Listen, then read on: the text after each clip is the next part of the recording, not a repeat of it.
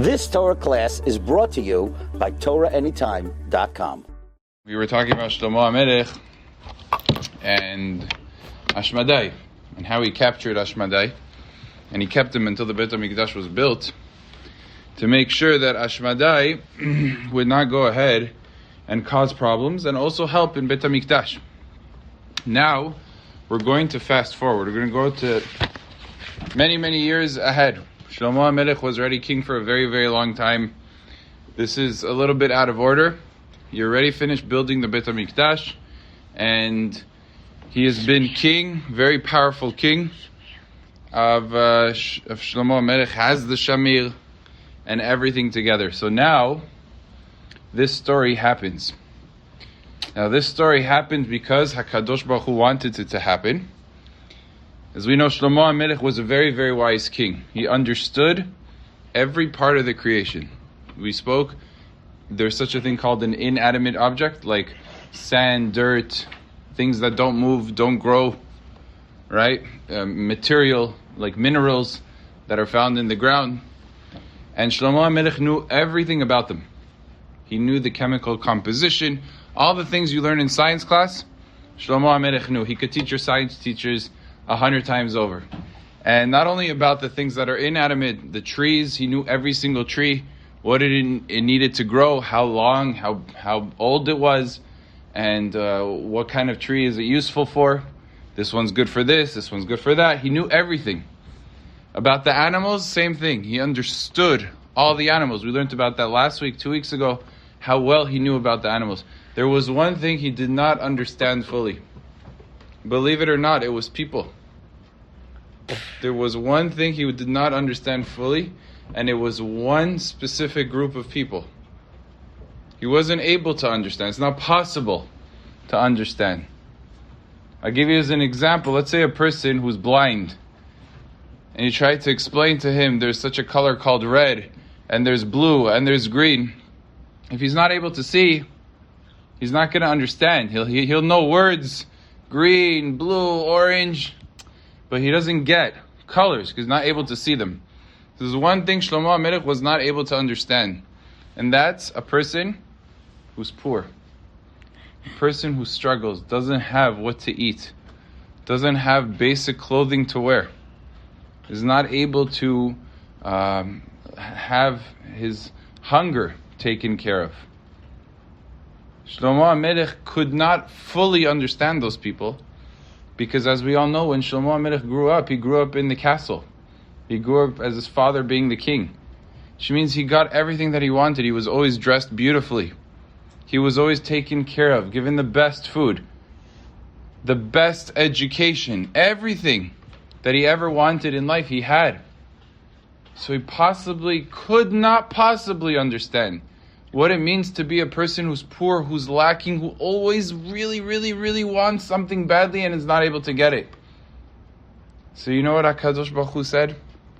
I'm going to give him a taste of that too, so that he's able to understand even the poorest of people, that he's able to get them as well. So how does HaKadosh Baruch Hu do that? Imagine asking anybody in the world, is it possible for Shlomo HaMelech, who's the most powerful king of everything, to all of a sudden become the poorest person in the world? Everybody would have laughed. That's crazy. What are you, crazy? You think that's possible for somebody that powerful to just all of a sudden, in one day, become a nothing? Come on, you're crazy to think such a thing. But to our Kadosh Baruch Hu, nothing is crazy, everything is possible. HaKadosh Baruch Hu can lift up a person, he can bring a person down, just like a paper in the wind. Not a problem for God to do it. So how does God do this? Okay. Shlomo HaMelech had a beautiful big garden. Huge. And in his garden, which he would visit every single morning, he loved to go to the garden. The garden had fresh air. There's always beautiful weather in Eretz Yisrael.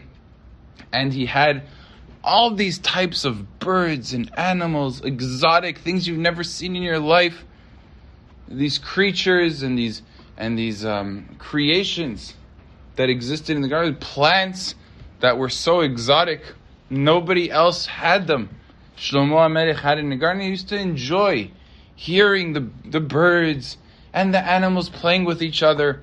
And it was just simply a very enjoyable experience. So every morning he would go there. And in the garden, far, there was a big tent. This tent, nobody came close to it. Everybody was scared to go inside the tent. You know what was in the tent? Ashmaday. Ashmaday was locked up in that tent, chained, like we said. He had the special chain with the Shem Hashem, and that was his jail. All of the guards of Shlomo HaMelech, nobody would come close. Nobody wanted to see Ashmaday because he could damage you. Even with him seeing you, he could damage you. So everybody said, we're scared. We're not getting near him. There's only one person who wasn't scared. Shlomo HaMelech. Shlomo HaMelech wasn't afraid of Ashmaday. And every once in a while he would go in to check. How's Ashmaday doing? He would have conversations with him. And lo and behold, he wakes up one morning and it was a hot summer day. And he didn't wear all of his garments of a king. A king has a lot of garments. He puts on undergarments, and then he puts garments over that, and a robe, and a crown. And Shlomo HaMelech walked very basic. He just put in an overcoat, like a sort of jacket that the kings wear, and a crown. That was it, basic, nothing sophisticated, no jewelry, no anything special, no special button-down shirts or anything like that. It was a hot summer day, and it was the morning, and it was his own garden. And he goes to visit Ashmaday. And Ashmaday started begging Shlomo HaMelech, started pleading with him, please, let me go. What did I do to you? You've locked me up in this jail. Beit HaMikdash is already built. You don't need me anymore. What did I do to deserve this? What did I ever do to harm you? He's pleading with Shlomo HaMelech to let him go already. He doesn't deserve to be treated this way. It's the king of the demons, and he's being locked up in this tent, in a garden. Shlomo HaMelech hears Ashmaday. He asks him a question. He says, do you know the pasuk that tells us Kito'afot re'em lo, which means that God praises himself. God is so praiseworthy that even the to'afot, which the Gemara explains, the Chachamim explain, means the malachei hasharet are in the service of God. The great angels of the heavens are in the service of God. That's to'afot. And re'em, what's re'em? Elu hashedim. These are the demons. God praises himself that he is the ruler of the angels and of the demons. Says Shlomo to Ashmaday, look, the angels I get, they're very special. They're unbelievable, powerful, they're heavenly beings. But what's special about you? What's special about the demons? You eat like us. You sleep like us. I haven't seen you say anything of such wisdom. I haven't seen any brilliant idea that you came up with. You haven't shown me any strength and might. What makes you better than us humans? This is the question Shlomo HaMelech asks. Shlomo HaMelech continues and says, you want me to free you? You haven't shown me anything great about you. Show me something great, and maybe then I'll free you. So Ashmaday understands he has an opportunity. And he turns to Shlomo, he says, Shlomo HaMelech, how can I show you my greatness when you put a chain around my neck with the Shem Hashem, and when you wear a ring that has the name of God? All of this weakens me, and I'm not able to show you my strength. Take the chain off of me, take off your ring, and I will show you how mighty I am, and how prestigious, and why God praises himself with being the master of the demons. Now, wise Shlomo would have done what? No way, not in a million years. I know why. Wise Shlomo I know why would not have done it, I know why. because Ashmaday could trick him. But the pasuk says, "Meshiv hachamim aho v'da'atam yisakel." sometimes even the smartest people in the world, God sort of takes their wisdom away for a moment. And they say something foolish that they never would have otherwise said or done. And it happens even to the smartest of people, even to Shlomo HaMelech. Because the will of God was for Shlomo HaMelech to make a mistake. And you know what? Shlomo HaMelech was enticed. He was very desiresome to see the might of the Shedim. So he was happy and excited that he would understand finally something that he didn't understood before. So he agreed, and he saw that Ashmaday behaved himself. He wasn't making problems. He was well behaved. He respected Shlomo. He spoke to Shlomo with dignity. He said, surely I could trust Ashmaday. And even if Ashmaday decides to do something funny, I'm powerful enough to overcome him. I'm the king of the world after all. Every single animal is in my possession, in my direct command. What do I have to be concerned about? So Shlomo HaMelech takes off the chains of Ashmaday, and he takes the ring that is on his own hand with the Shem Hashem and removes it. The minute Ashmaday sees that he no longer has chains on his neck and that the ring of Shlomo HaMelech has been removed, he turns himself in a second to this fire and smoke being so scary and intimidating. He simply scares Shlomo HaMelech. He turned in 1 second from peaceful to frightening, just like absolutely scary and intimidating, terrifying. Shlomo HaMelech immediately sees Ashmaday, this big monster of fire, coming towards him. He faints. And Ashmaday swallows Shlomo. It says he opened his mouth and simply swallowed. He was so big, he was like a giant dragon, he looked like. And he simply devoured Shlomo HaMelech, took his royal garments, left him with only underclothes, like a t-shirt and underpants, and the rest of the garments he took for himself. It says that he swallowed Shlomo. His wings became expanded. They were massive, huge wings he had, like angels, but huge, very powerful and frightening.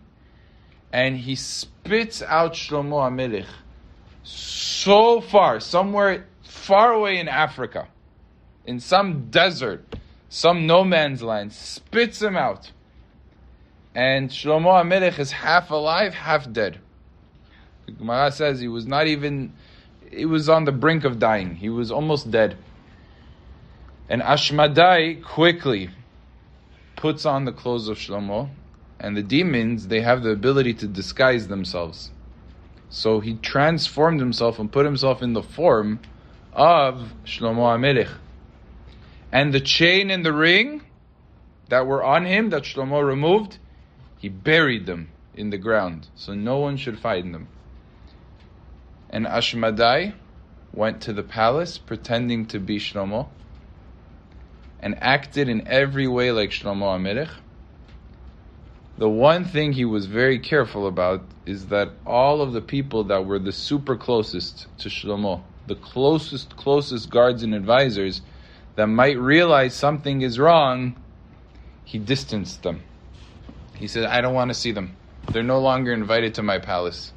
All of the great people like Benayahu, Ben Yehoyada, and the wisest of people that were close to Shlomo, he distanced them from the palace, and he acted like Shlomo HaMelech.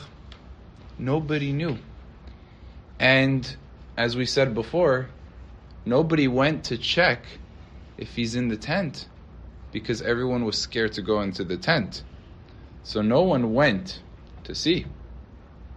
Ashmaday had control of the entire kingdom of Shlomo. And Shlomo HaMelech was left somewhere dark. He did not even remember. He had no memory of what happened in the beginning. He was so weak he could barely stand up. It took him a long time. People didn't come. If people didn't come to see him and save him, if people didn't see him on the streets lying there, he would have died. Luckily, there was a person that discovered him, gave him a little bit of water, gave him some clothing, very basic, like sackcloth that a lot of the times the farmers used to wear. He looked like a beggar.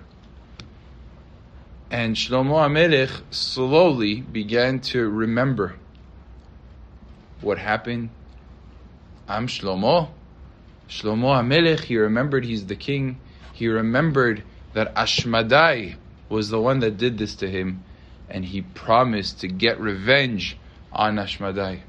The problem was how? Everyone thinks that Shlomo is in the palace, and he's not even in Eretz Yisrael anymore. He's been kicked out, and everyone looks at him, he's a beggar. First thing Shlomo HaMelech does, turns to HaKadosh Baruch Hu. He says, Tzitkatecha keharere el, mishpatecha tehom rabbah. Your righteousness, HaKadosh Baruch Hu, keharere el means tall mountains. You took me from a place of the highest point of the world. I was on the highest mountain. I was in control of everything. Umishpatecha tehom rabbah, and you brought me to the deepest valley, the deepest tehom that exists. And Shlomo HaMelech acknowledged that it was all from HaKadosh Baruch Hu. He accepted upon himself the judgment of God. This we say every Shabbat, Tzidkatecha keharere el mishpatecha tehom rabbah. You should know that is from Shlomo HaMelech, who made that declaration. So what's Shlomo HaMelech going to do? He's in a very big dilemma. How does he make it back? First to Eretz Yisrael. He doesn't even have what to eat. He barely had what to wear. They took Shlomo and they put him with all the poor people. It used to be in those times, the poor people, they didn't have homes. So they would simply group together and they would go from one city to the other city to collect a little bit. Someone would give them a little bit of their trash. Another person would give a few pennies here. Another person would feel bad and say, okay, you know what, I'll buy you a meal. But they would have to scrap to survive, not just to have, a dessert or two. To survive, they had to scrap. They didn't have anything, change of clothes. They weren't able to shower. They weren't able to do anything that we're able to do. In the hot sun, in somewhere in Africa. And now he has to make it to Eretz Yisrael. So what does he start doing? In his hunger, in his thirst, he goes from one home to the next home, from one city to the next city. Eventually, after months, he makes it to the borders of Eretz Yisrael. Finally, he gets to the borders of Eretz Yisrael, somehow manages to get from one city to the other until he gets to the borders. And in Eretz Yisrael, he starts screaming on top of his lungs, Ani Shlomo HaMelech, I'm the king Shlomo. Ani Kohelet ben David. Shlomo is also referred to as Kohelet. The son of David was the king of Am Yisrael and of Yerushalayim. And what did people think? It's a crazy man. This person must have become crazy, lost his mind. He's a psychopath. People did not believe this is Shlomo HaMelech. He's a joke. Look at him. He's a beggar. What, you're a king? Come on, you're a king. Look at your hair. Look at your dress. You look like a beggar. You're a king. You joke. There was one woman that saw Shlomo, and he was begging, and he was saying, I'm Shlomo, I'm Shlomo. She said, first of all, look at him. He's so skinny. He didn't eat anything. She gave him a little bit of barley, like you would give an animal. She gave him a little bit of barley. He ate. He had no choice. Otherwise, he's going to die. He ate it. And he said, please, you have to listen to me. I'm Shlomo HaMelech. I'm Shlomo HaMelech. She takes a stick and she says, get out of here. Shlomo HaMelech is in Yerushalayim. She starts hitting him with a stick. And Shlomo HaMelech walks away with nothing. All he has is his own stick that he walks on. And he says, Ma yitron la'adam. Look at this. I used to have everything in the world. I didn't miss anything. I was king. And all of a sudden, HaKadosh Baruch Hu brought me to nothing. The only thing I have now, Ze chelki mikol ha'mali. He points to his staff, his stick, and he says, this is the only thing I have left. This is my chelik. Ezeu ha'ashir ha'sameach bechelko. What was his chelik? He didn't have any toys. He didn't have a roof over his head. He didn't have any food. He didn't have any money. He had a stick. That was all that was left. Instead of controlling lions and eagles and people and riches and wealth, a stick. That was all that was left of the rulership of Shlomo HaMelech. Can you imagine how sad that is? How difficult that is for somebody that came from such a place, was taken care of, air-conditioned, royalty, sofas, couches, leather seats, royalty, carriages, all of these amazing things, and to be brought to just having to walk. So crazy. Such a difficult thing. But there were two people, one wealthy and one poor, that recognized this person doesn't seem like he's crazy. Maybe he's really Shlomo HaMelech. Two people in all of the nation. Two. One was a wealthy man and one was a poor man. The wealthy man calls to this beggar Shlomo. He says, I want to talk to you. Don't come to my house now during the day. Wait until the night when nobody is watching, and then come to my house. I'm going to give you good food. I'm going to take care of you. Okay, Shlomo HaMelech was happy about that. Oh, great. At least someone believes me. Maybe someone can help me. Maybe he could do something. He comes to him in the night so the people don't see, and then people won't throw rocks at him and do things, and he comes to him. This wealthy man prepares a whole feast. Every type of food you could think of. All of the good food. Shlomo HaMelech has not seen such good food in months. He hasn't seen such good food. He was so happy. Finally, I'll get a normal meal instead of having to eat beans and barley and all this animal food. I'll get something normal. And the rich man starts giving him to eat. As he's feeding him, the rich man starts talking to him and starts pouring out his heart, all of his struggles and all of the things that people have said to him, and he starts saying all these stories about his son and his daughter and the terrible thing and all these sufferings. And Shlomo HaMelech is a soft-hearted person. He hears these sad stories. What do you think he's going to do? He starts crying. He hears all of the sarot, all of the problems that the wealthy man is telling him while he's eating. He doesn't even have an appetite. He could barely continue eating his food. He was so saddened, and he saw the bitterness, and there wasn't peace in the house. The husband was upset at the wife was upset at the husband, the children weren't speaking to each other, nobody was having a good time. And Shlomo HaMelech, with all of the amazing food, he couldn't even bring himself to eat. He felt so uncomfortable and so sad, couldn't even eat. He ate a little bit, and that was it. And the meal was over. Shlomo HaMelech said goodbye.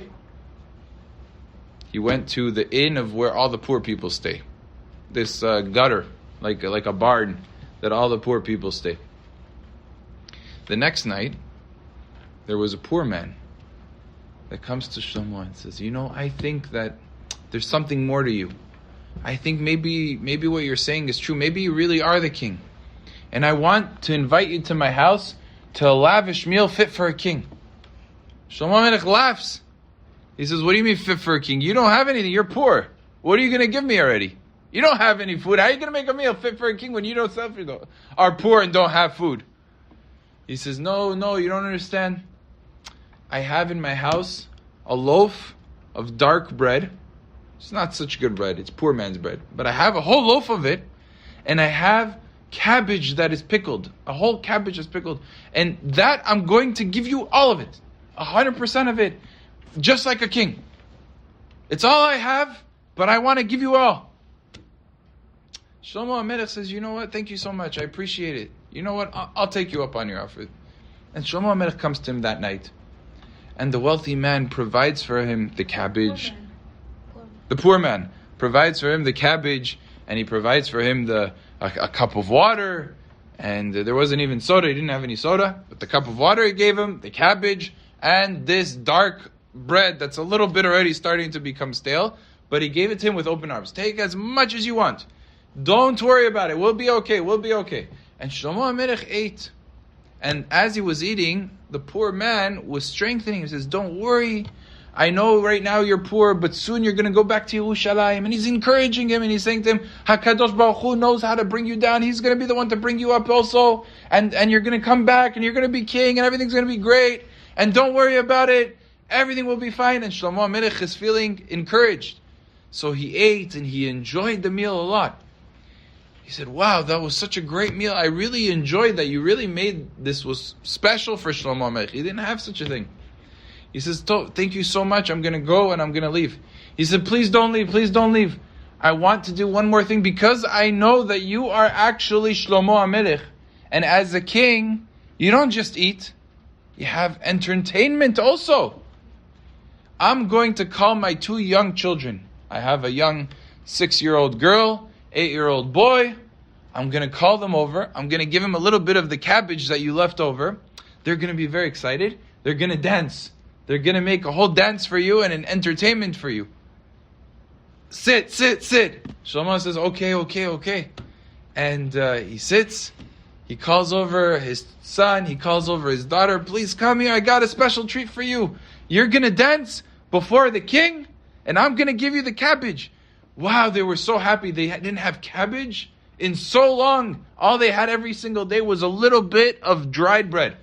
And finally, their father said, you're going to get a little cabbage. They started dancing. Well, this is a gift. Yes. And they made a circle, and they did all these dance moves and everything, and they were excited. And Shlomo HaMelech is watching. In the meantime, the father, the poor man, he's singing.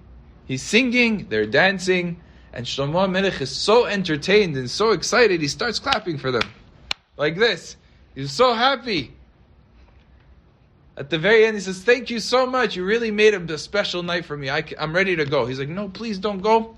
Please don't go. We want you to sleep over here. They gave him a bed. There were beds in those times of rich people and poor people. The beds of rich people, they had hay, and they were covered with blankets, very special, comfortable blankets. And then you would sleep on it, you would feel very comfortable. The poor people didn't have money to get the blankets. All you had was the hay. So you had to sleep on the straw, which is not so comfortable. I guess it's better sleeping than sleeping on wood, but it's not really so comfortable. That's all they had. They had a bed that wasn't the most comfortable thing in the world, but it's either that or on the floor. So the father said, no, Shlomo, you're going to sleep on the bed. We're all going to sleep on the floor. Don't worry about us. You sleep on the bed. So Shlomo HaMelech got to sleep on the bed of the poor people, and everybody else slept on the floor. Shlomo HaMelech said, where did I have a better time? The wealthy person that gave me all the amazing food, but it was all bitter because there were fights and problems and crying and sadness, or the poor man that gave me very barely anything special, but it was with joy and with love. Says Shlomo HaMelech, Tov pat hareva, v'shalva ba mibayit maleh zivchei riv. Better to have bread that is dry and coarse, but there's peace in the bread, there's tranquility in the bread, than to have the best course meal with bickering and fighting. Shlomo HaMelech told us wisdom that he personally experienced himself. He's finally beginning to understand what it means to be poor and what it's what life is like to be as a poor man. So now, Rabotai, we have to see, how does Shlomo HaMelech get his kingship back? That's the most important thing, right? So now he's in Eretz Yisrael. These two people, the rich man and the poor man, they aren't able to help him. What are they going to be able to do to bring him back to become king? So they believed him. Nobody else believed him. Shlomo HaMelech knows he has one place he needs to go. There's one address you go to in order to establish your kingship. What do you think? No, his Beit Din is very, very close. right hand. No. Go to the Sanhedrin. I said that. Oh, I didn't hear you. The Sanhedrin. It's not just any Beit Din. It's the greatest Beit Din of all of the collection of rabbis that live in Yerushalayim and are in Beit HaMikdash. They have an office in Beit HaMikdash. A big, big hall that they convene in and they judge cases. Shlomo HaMelech runs to Yerushalayim, goes to Beit HaMikdash, and he starts screaming, I am your king, Shlomo. Why aren't you standing up for me? Why are you ignoring me? And and they look at him and they say, King is a crazy man. Get him out of here. They escort Shlomo HaMelech out of the chamber of the Sanhedrin. There's bodyguards there. They simply take him by his arms and get out of here. They kick him out. They don't think they don't discuss. You don't discuss with the crazy man, are you king, are you not king? They ignored him. So the next day he comes back. He doesn't give up. He comes back the next day. I am Shlomo HaMelech. And the Sanhedrin say, get him out of here. Get him out of here. Yalla, enough. This happened a few times.